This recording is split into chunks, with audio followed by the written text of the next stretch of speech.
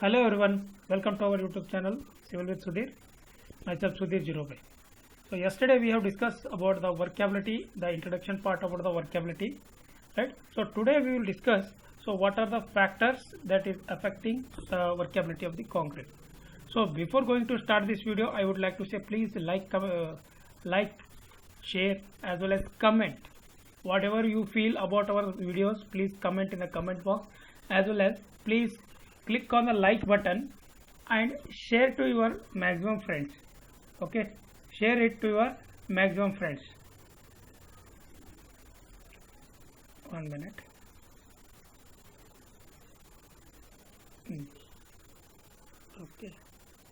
Okay, so yesterday I have told you, right? And if you want to join our Telegram channel, right, you can join with the name of Civil with Sudhir. Okay, and let's begin today's first topic, that is what are the different factors that affect the workability of the concrete. So first ratio is water cement ratio, aggregate cement ratio, shape of the concrete, size of the concrete, texture of the aggregate, grading of the aggregate, and the admixture. So all these points are very important to decide what type, how it will affect the concrete, the workability, how it will affect the newly manufactured concrete. We can say that is a fresh concrete. So what do you mean by fresh concrete? Fresh concrete का definition क्या है बोलिए?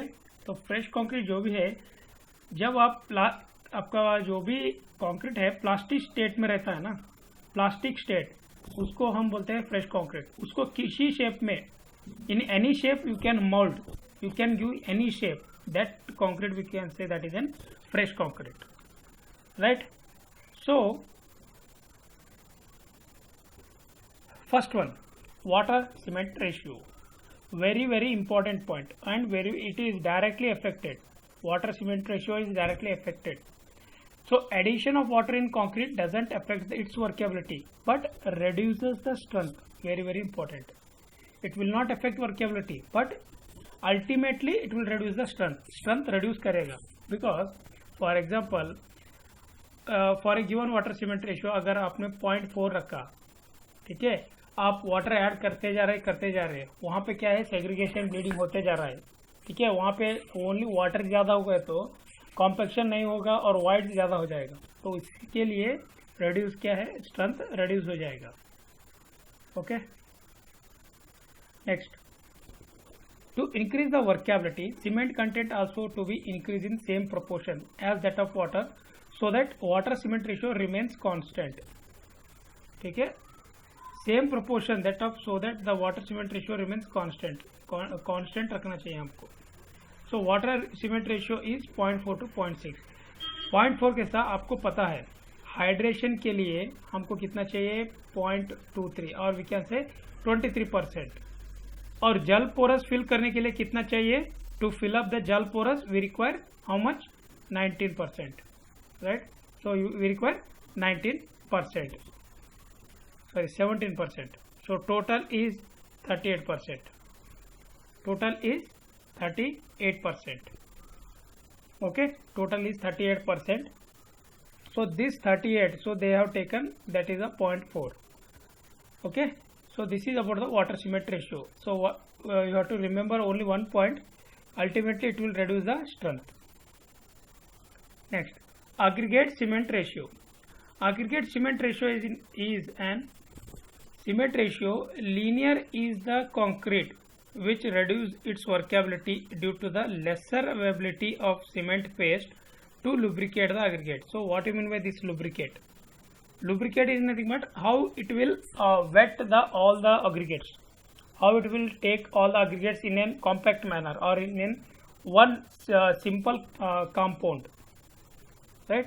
वो एक simple compound में कैसे lubricate करता है, कैसे उसको मिक्स करता है, उसके ऊपर डिपेंड रहता है. So higher the aggregate cement ratio, leaner is the concrete. अगर आपने aggregate to cement ratio high किया तो वहाँ पे क्या है, वर्केबिलिटी रिड्यूस हो जाएगा. ठीक है, so lesser availability of cement paste to lubricate the aggregate.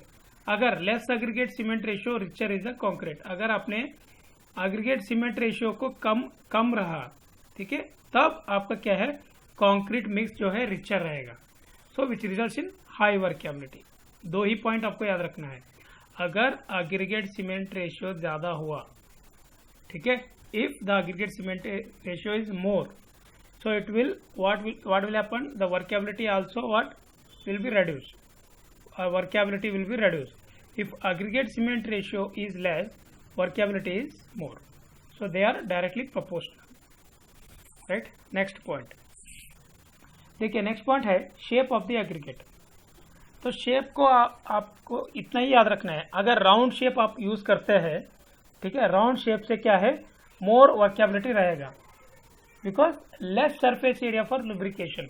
जो लुब्रिकेट जो मिक्स होने के लिए जो उसको वाटर चाहिए वो बहुत ही कम चाहिए, किस शेप में, राउंडेड शेप में। सो इसीलिए हम राउंडेड शेप को यूज करते हैं। So required rounded shape for good workability. Size, larger size aggregate results in formation size of the aggregate में। सो लार्जर साइज रहा तो formation of high workable mixture, because it require lesser area to be lubricated. Less area, देखो दोनों में एक ही common point है, lubricate दोनों में। साइज, शेप में राउंड शेप रहना चाहिए, और लार्ज में लार्ज साइज, कितना लार्ज रहा उतना अच्छा रहता है, बिकॉज उसको वेट करने के लिए मिनिमम वाटर चाहिए, इसके लिए। समझ में है ना, ठीक है, शेप एंड साइज। नेक्स्ट है texture of the aggregate. So texture में स्मूथ टेक्सचर रहा तो, अगर smooth aggregate have high workability, smooth aggregate है तो वो हाई वर्केबल हो जाएगा, अगर रफ एग्रीगेट है तो वो पुअर वर्केबल मिक्सचर हो जाएगा। ये आपको याद रखना है। Texture is nothing but the surface of the aggregate. Surface कैसा दिखता है, ठीक है, सरफेस ऑफ द एग्रीगेट कैसा दिखता है उसको हमको देखना है। एक minute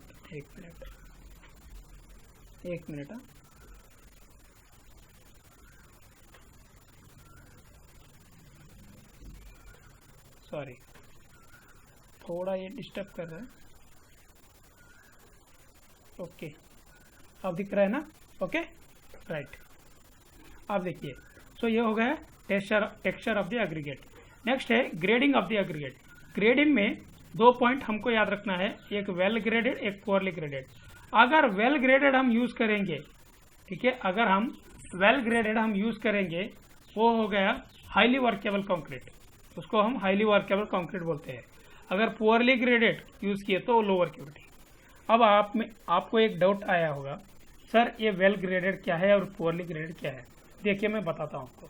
for example, well graded means this grade having all the proportion, ठीक है, all the proportion of different type of aggregates, right?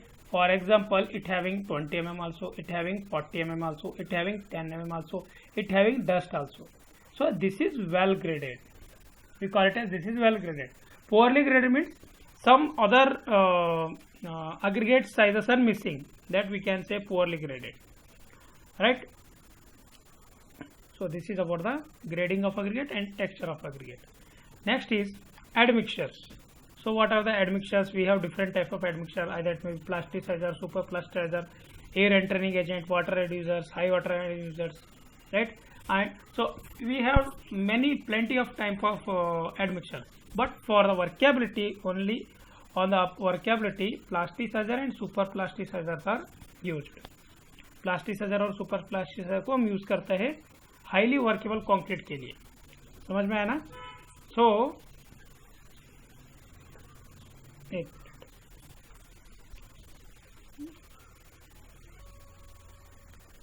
ठीक है। सो एडमिक्सचर में, एक मिनट, एडमिक्सचर में आपको देखिए,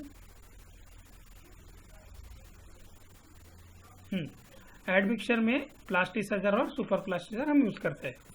समझ में आना ये? सो ये हो गए कुछ factors, important factors about the workability. ये कुछ फैक्टर्स थे, वो कंप्लीट हो गए। अब तो अब नेक्स्ट देखिए, तो नेक्स्ट चलेंगे हम, इंपॉर्टेंट है, yes, test on the concrete, workability test on the concrete. तो आज ये चारों टेस्ट कंप्लीट कर देंगे, कितना भी टाइम होने दो, आज ये चारों टेस्ट हम कंप्लीट कर देंगे विथ कंप्लीट डिटेल्स। आप आराम से सुनिए, वीडियो को आराम से सुनिए, बाद में नोट्स कीजिए, ठीक है? तो चलिए फर्स्ट टेस्ट से स्टार्ट करते हैं, slump test. Okay, so first of all understand you know what is workability. Workability क्या है? जो भी मटेरियल, जो भी हम कंक्रीट लेते हैं, okay, whatever be the material we will take, that we can easily mixed, okay, easily batched, easily mixed, easily placed और easily transported, placed and finished and compacted, right, उसको ही हम workability बोलते हैं। अब उसको कैसे कैसे टेस्ट करते हैं, देखिए फर्स्ट टेस्ट है स्लम्प टेस्ट। स्लम्प टेस्ट के लिए एक मोल्ड यूज करते हैं, आपको यहाँ पे स्केच में दिख रहा है, देखिए ये स्केच आपको दिख रहा है अब। सो इसको हम बोलते हैं फ्रैक्शन ऑफ कोन। इस कोन का अपर डाया है 10 सेंटीमीटर और बॉटम डाया है 20 सेंटीमीटर एंड इसका हाइट है 30 सेंटीमीटर। ये एक कॉमन क्वेश्चन है सारे एग्जाम्स में, सारे एग्जाम्स में। एसएससी तो ये हर एक क्वेश्चन रिपीट करेगा, हर एक टाइम एक क्वेश्चन तो इसके ऊपर कंपलसरी आएगा, ठीक है। 10 सेंटीमीटर 20 30, 10 20 30 ऐसा याद रख लीजिए, ठीक है। और इसका जो हाइट है ये 30 है और ये आपको जो दिख रहा है ना, ये इसका स्टैंड है और ये इसका बेस, ये जो आपको दिख रहा है ना, ये इसका बेस है, this is the base. Now 1 minute, okay. So first point देखिए, so this is the most common method, fraction of cone having top diameter 10 and bottom 20 and height 30 centimetre, just I have told you. Concrete is filled in 4 layers. देखिए इसी जो circular form में है, इसको हम 4 layers में concrete place करते हैं। Will place in 4 layers, 1 2 3 4 and each layer is compacted 25 times using the tamping rod. 25 times हम उसको कॉम्पैक्ट करते हैं using the tamping rod, tamping rod से कॉम्पैक्ट करते हैं। इसको कॉम्पैक्ट करने के बाद, ऐसा फिनिशिंग होने के बाद, इसको क्या करते हैं, इमीडिएटली इसको ऐसा राइज कर देते हैं ऊपर, immediately. 1 minute,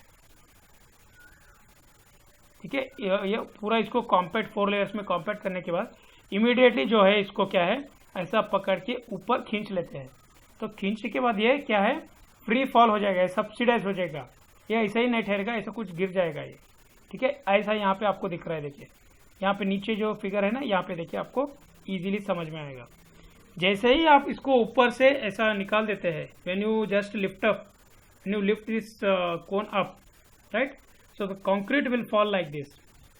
Then you have to measure like this, you have to use this cone, right, कोन को उल्टा करके उसको ऐसा रख के आपको टेप या स्केल से मेजर कर सकते हैं। ये जो हाइट है, 1 मिनट, ये जो हाइट आपको दिख रहा है ना, ये जो हाइट, इसको ही हम बोलते हैं स्लम्प, इसको ही हम बोलते हैं स्लम्प, ठीक है, इसको ही हम स्लम्प वैल्यू बोलते हैं। So mould is removed immediately and lifting it upward direction, which causes the concrete to be subsidized, and the subsidized is called as slump.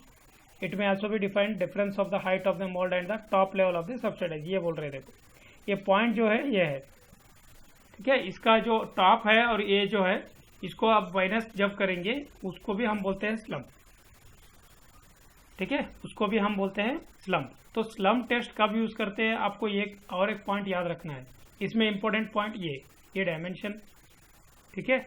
और कितने लेयर्स में प्लेस करते हैं, 4 लेयर्स में। कितने टाइम्स ये करते हैं टैंपिंग, 25 टाइम्स। इतना आपको याद रखना है अच्छे से। Next, higher the value of this slump more is the workability. देखिए वैल्यू कितना हाई होगा उतना ही हाई वर्केबल होगा, राइट। उसके बाद this test is use only for the concrete having very high workability. देखिए ये एक क्वेश्चन है, ये अपने आप में एक क्वेश्चन है, बिकॉज ऐसे ही पूछते हैं, if you having high workability which type of test you will conduct, right. If you having very high workability you have to use the slump test, और very low workability, very high workability और very low workability. देखिए सबसे ज़्यादा है, सबसे कम workability है, तो आप इसको यूज कर सकते हैं। ओके, ये समझ में आया ना। अब देखिए यहाँ पे 3 स्केचेस आपको दिख रहे हैं, ये 3 स्केचेस क्या है, इसको हम बोलते हैं टाइप ऑफ स्लम्प बोलते हैं इसको, ठीक है। फॉर एग्जाम्पल जो हमने स्टडी किया उसको जैसे ही हम लिफ्ट करते हैं ना, कोन को लिफ्ट करने के बाद या तो वो कंक्रीट ऐसा गिरेगा, या तो वो कंक्रीट ऐसा गिरेगा, या तो वो कंक्रीट ऐसा गिरेगा। ऐसा हमने मान लिया है, ऐसा 3 डिफरेंट शेप्स हमने ऑलरेडी स्टैंडर्ड सेट किया है। तो इनमें से कौन सा आपका आता है उसके हिसाब से हम उसको क्या है एक्सेप्ट कर सकते हैं या नहीं, उसके ऊपर डिपेंड रहे। देखिए कोलैप्स कभी भी एक्सेप्ट नहीं होगा, इसको टेस्ट आपको रिपीट करना होगा। Share accepted and true value also accepted, ठीक है। तो इसका ही कुछ वैल्यूज है, इसका ही कुछ एडवांटेज डिसएडवांटेज कुछ बाद में आपको पढ़ना रहेगा। समझ में आया ना आपको? ये 3 different type, collapse, share and true slump, ये 3 डिफरेंट टाइप ऑफ स्लम्प है, आपको याद रखना है।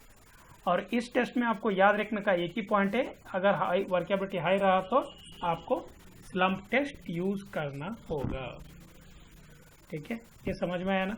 Slump test clear? Slump test is clear? Okay, let's move to the next test, that is compaction factor test. Sorry, so compaction factor के लिए यहाँ पे देखते फर्स्ट, इसको बोलते हैं कॉम्पैक्शन फैक्टर ऑफ वाटर्स। यहाँ पे क्या है, okay, you have 3 layers, sorry 3 hoppers, 1 2 and at the bottom you have cylinder. यहाँ पे बॉटम में सिलेंडर है, ये 2 होपर्स है। फर्स्ट आपको देखिए, जस्ट प्रैक्टिकली सुनिए आपको इसमें क्या क्या करना है। कंक्रीट फर्स्ट आपको कंक्रीट जो भी आपने मिक्स किया है उसको यहाँ पे पूरा टॉप तक आपको भरना है, और नीचे जो वॉल है उसको क्लोज रखना है। उस वॉल को क्लोज रख के कंक्रीट पूरा टॉप लेवल तक आपको पूरा कंक्रीट फिल करना है अपर हॉपर में। जैसे ही अपर हॉपर में कंक्रीट फिल हो जाएगा पूरा, उसके बाद इसको ओपन करेंगे, ये फ्रीली फॉल हो जाएगा, ये फ्री फॉल हो जाएगा लोअर हॉपर में। जब ये फ्री फॉल होता रहता है ना, जब इस वॉल को भी हमको ऑफ रखना है या बंद रखना है, ये यहाँ से यहाँ आएगा, उसके बाद कुछ मटेरियल जो है बाहर गिरेगा, बिकॉज इसका वॉल्यूम या कैसे कॉम्पैक्ट होता है, उसके बाद वो वॉल्यूम में चेंजेस आता है। इसीलिए ये जो सेम वॉल्यूम है बट फिर भी कुछ क्वांटिटी बाहर गिरता है, ठीक है। उसके बाद यहाँ से फिर से वॉल ओपन करके इस कंक्रीट को सिलेंडर में डायरेक्टली फ्री फॉल होने के लिए छोड़ना है, ठीक है। छोड़ने के बाद उसका वेट लेना है, वो तो आपको मालूम है, पहला एम्प्टी लेट लेते हैं, उसके बाद ये क्या है, ये जो प्रोसेस अभी मैंने बताया इसको ये बोलते हैं हम पार्शियली कॉम्पैक्टेड कंक्रीट, इसको बोलते हैं हम पार्शियली कॉम्पैक्टेड। जस्ट उसको without touching the concrete, just we are just using the height fall and we are making partially compacted. अब फुल्ली कॉम्पैक्टेड का मीनिंग क्या है, देखिए फुल्ली कॉम्पैक्टेड के लिए एक ऐसा ट्रे रहता है ना, इसमें ट्रे ये जो इसमें जो भी क्वांटिटी है यहाँ पे आपको डालना होगा। फिर से इस मोल्ड में आपको इस मोल्ड में वही कंक्रीट को डाल के फिर से लेयर बाय लेयर डाल के उसको 4 नहीं तो 5 लेयर में डाल के एवरी लेयर 25 mm कॉम्पैक्ट करके उसी लेयर में डालना है। किसमें? ओनली सिलेंडर में।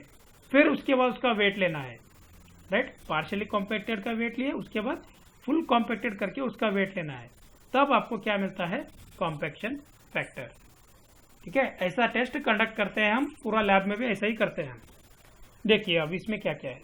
सो this test is use for very low workability, ये आपको याद रखना है। देखो ये इंपॉर्टेंट पॉइंट, ये आपका इंपॉर्टेंट पॉइंट, लो वर्केबिलिटी के लिए यूज करते हैं। Concrete where slump test is not suitable, slump test कहाँ पे यूज नहीं करते हैं, कहाँ पे वो सूटेबल नहीं है, उस जगह पे हम कॉम्पैक्शन फैक्टर को यूज करते हैं, वेरी लो वर्केबिलिटी, ठीक है। सो इसका प्रिंसिपल क्या है, देखिए जस्ट आपको मैंने एक्सप्लेन किया, वही यहाँ पे अंग्रेजी में लिखे सो है, ठीक है, वही इंग्लिश में लिखे सो है। देखिए, so principle of this test is based upon finding the degree of compaction achieved by standard amount of work done by the concrete when allowed to fall from the known height, when allowed to fall from the known height। देखिए एक known height से उसको fall करके हम उसका degree of compaction check कर रहे हैं या उसको फाइंड आउट कर रहे हैं, to find the degree of compaction by using some allow from fall from an simple height. Next, degree of compaction is represented in terms of compaction factor that represent density factor. ये जो last में result आता है ना, उसको हम density factor भी बोलते हैं,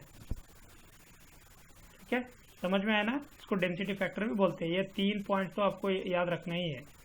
अब फार्मूला कैसे आपको याद रखना है, देखिए इजी है, बहुत इजी है।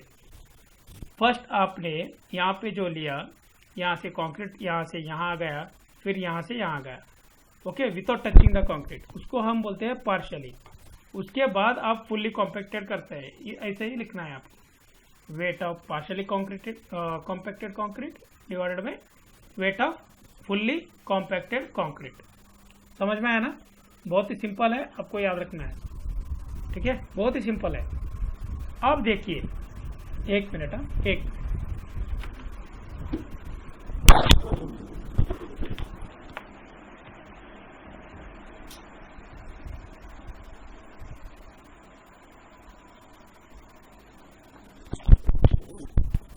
ओके दोस्तों, तो slump and compaction factor test. देखिए, स्लम्प एंड कॉम्पैक्शन फैक्टर के लिए एक यहाँ पे टेबलर कॉलम है, आपको वैल्यूज कैसे याद रखना है वो देखिए। How to remember the values? If the workability is very low then slump, ये स्लम्प उसको नहीं है। सो मिनिमम स्लम्प कहाँ से स्टार्ट होता है हमारा?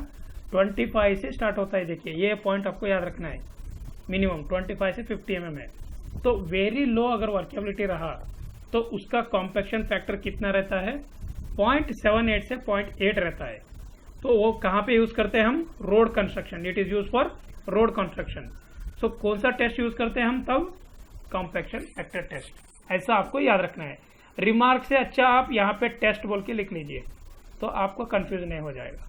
टेस्ट बोल के लिखिए, ये रिमार्क्स को निकाल दीजिए, टेस्ट बोल के लिख लीजिए, right here test. If the workability is low then the slump will be 25 to 50 in mm and the compaction factor is 0.85 to 0.87। so हम लाइट कंस्ट्रक्शन में इसको यूज कर सकते हैं, इसमें स्लम्प टेस्ट करते हैं। अगर आपका वर्केबिलिटी मीडियम रहा, 50 to 100 mm रहा, ठीक है, 0.9 to 0.935 is a compaction factor and normal construction, ये नॉर्मल कंस्ट्रक्शन के लिए यूज करते हैं। और स्लम्प वैल्यू, इसमें स्लम्प टेस्ट करता है, ये भी स्लम्प। नेक्स्ट, अगर हाई वर्केबल रहा 100 to 150, देखिए हाई वर्केबल कभी भी बीम, कॉलम इसके लिए यूज करते हैं या फुटिंग, वहां पे आपका कॉम्पैक्शन फैक्टर 0.95 से 0.96 रहता है, ठीक है। तो आप उस टाइप ऑफ वर्केबिलिटी को हैवी कंस्ट्रक्शन में यूज करते हैं, जैसे कि डैम, ठीक है, जैसे कि फुटिंग, तो वहां पे आप यूज कर सकते हैं, वहां पे भी आप स्लम्प भी यूज कर सकते हैं। अगर पूरा वेरी हाई वर्केबिलिटी रहा तो स्लम्प भी नहीं रहता है, कॉम्पैक्शन भी नहीं रहता है, वहां पे ट्रिमी कंस्ट्रक्शन आता है। तो ट्रिमी कंस्ट्रक्शन के लिए फ्लो टेबल टेस्ट है, वो अब हम डिस्कस करने वाले हैं। फ्लो टेबल टेस्ट समझ में आया ना? ये पूरा टेबलर कॉलम आपको याद रखना है, very very important, very very important tabular column. इसमें से बहुत सारे क्वेश्चंस आते हैं। They will ask the questions from this table only. You have to remember all these values, this one and this one. Very very important table. Okay, next question. Sorry, next test. देखिए, हाँ, MCQ question कर करके next question ही बोल रहा हूँ मैं, ठीक है। तो इसके लिए ये आपको थियरी क्लास भी ले रहा हूँ मैं। देखिए, अब flow table test. Flow table test first आपको समझना है, ये फ्लो टेबल टेस्ट हम कब करते हैं? अगर वर्केबिलिटी हमारा ज़्यादा, बहुत ही ज़्यादा रहा तो हम ये टेस्ट करते हैं, ठीक है। वर्केबिलिटी अगर हमारा बहुत ही ज़्यादा रहा तो हम ये टेस्ट करते हैं। तो इस टेस्ट में आपको करना क्या है? देखिए, ये मोल्ड, ऊपर जो मोल्ड आपको दिख रहा है ना, उस मोल्ड को यहाँ पे मैंने ड्रॉ किया है, आपको यहाँ आप देख सकते हो उसका डायमेंशन।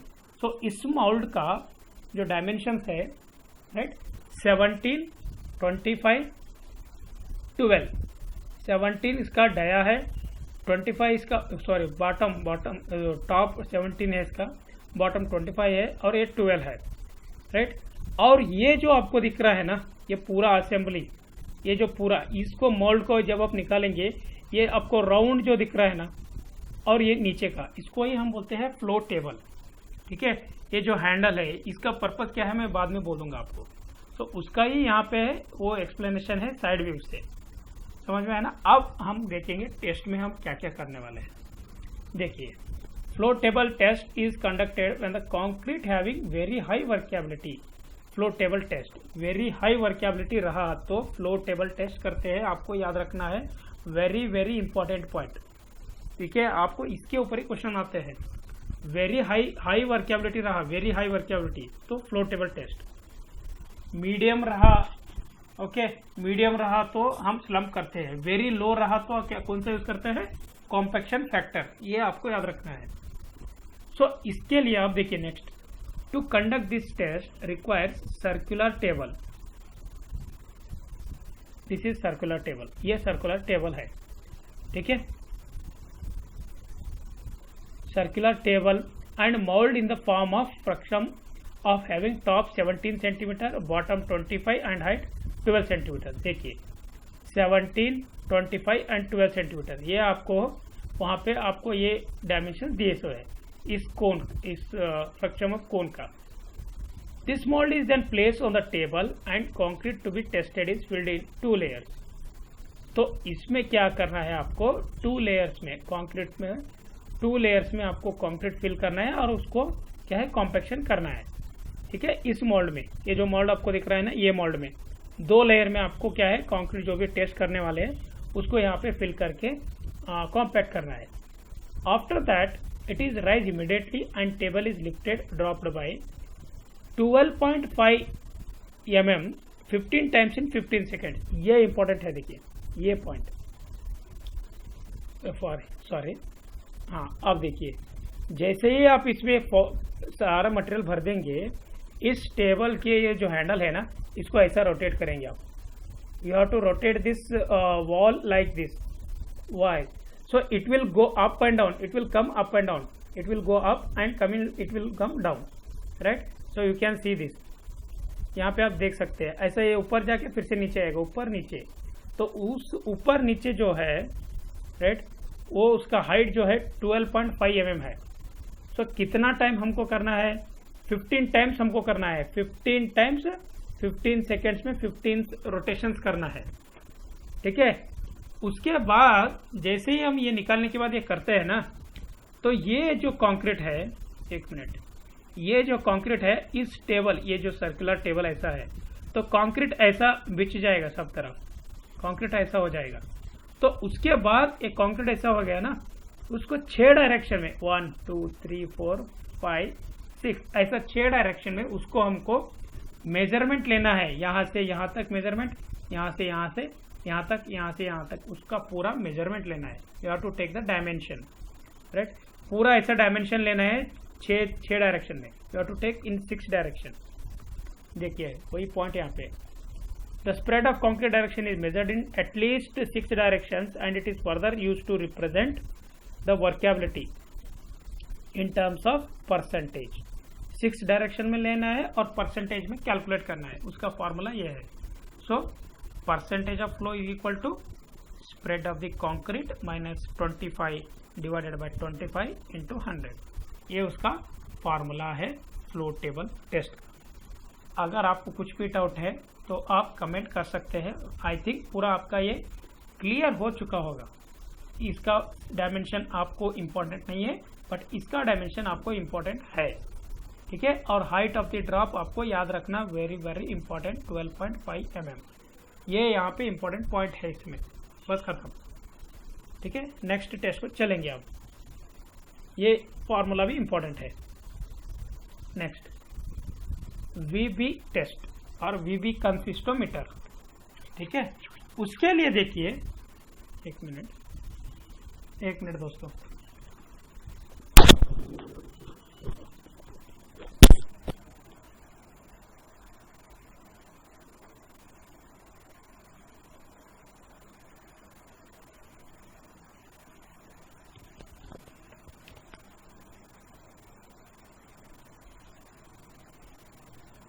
हाँ,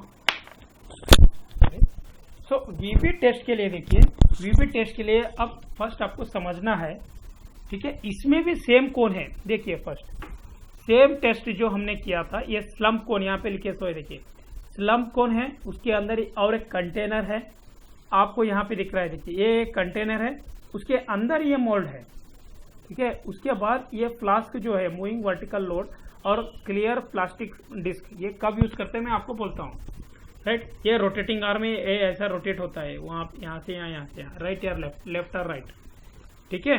अब देखिए वन बाय वन देखेंगे. So this test is use for the concrete this possess low workability. जहां भी लो वर्केबिलिटी रहता है, having the value of slump limited to 50 mm. देखिए अब इसमें भी कंफ्यूजन है आपको. मैंने आपको बोला था लो वर्केबिलिटी है तो कौन सा यूज करते हैं हम, कॉम्पैक्शन फैक्टर। बट यहाँ पे उन्होंने क्या है, वर्केबिलिटी ऑलरेडी मेंशन किया, अगर 50 mm बोल के तो आपको टिक करना है कौन सा, VB consistometer, right, VB consistometer. तो इसमें क्या करते हैं देखिए, so in this test frustum of cone is place inside the cylinder.